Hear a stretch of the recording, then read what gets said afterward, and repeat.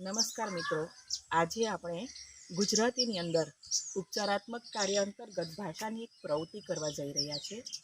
આ પ્રવૃત્તિની અંદર એક ફકરો આપેલો છે।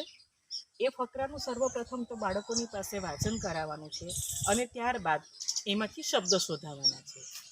આ પ્રવૃત્તિથી બાળકોનું શબ્દ ભંડોળ પણ વધે છે, શબ્દનો પરિચય થાય છે અને સાથે બાળકોની જોડણીનો પણ પરિચય થાય છે।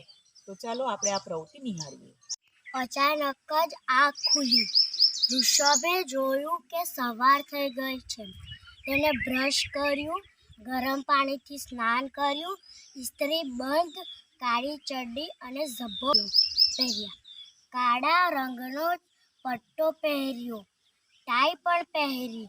ગઈકાલે ઋષભ શાળાએ જઈ શક્યો ન હતો કારણ કે એ એના મામાની સાથે અંબાજી ગયો હતો। ગુડ। આયુષીબેને સરસ મજાનો ફકરાનું વાંચન કર્યું। હવે હું જે શબ્દ કહું એ તમારે આમાંથી શોધી નાખવાનો છે અને એની નીચે લીટી કરવાની છે, બરાબર? ઋષભ, ચાલો ઋષભ શબ્દ શોધો।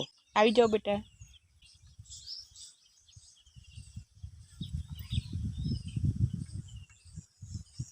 ખૂબ સરસ। ચાલો બ્રશ કરી દો બેટા, સરસ। ચાલો ગરમ કરી દો, વેરી ગુડ। ઇસ્ત્રી બંધ, વેરી ગુડ, કરી દો। સવાર,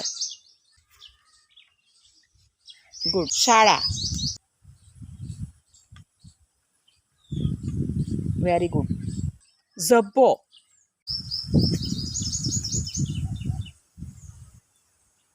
વેરી ગુડ। અચાનક, સરસ, ચાલો। આંખ, ગુડ। પટ્ટો, ગુડ। ચડ્ડી,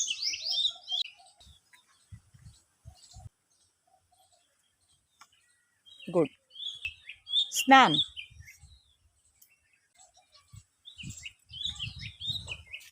very good. પાણી,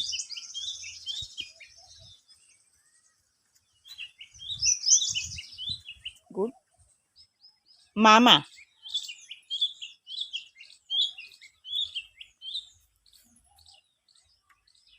સરસ। રંગ, ગુડ। ગઈકાલે,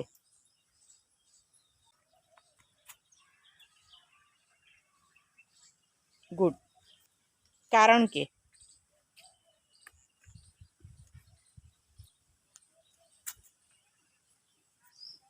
સરસ।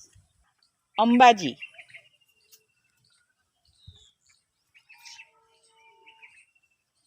સરસ। કાળી, વેરી ગુડ। Tie, good. પહેર્યા,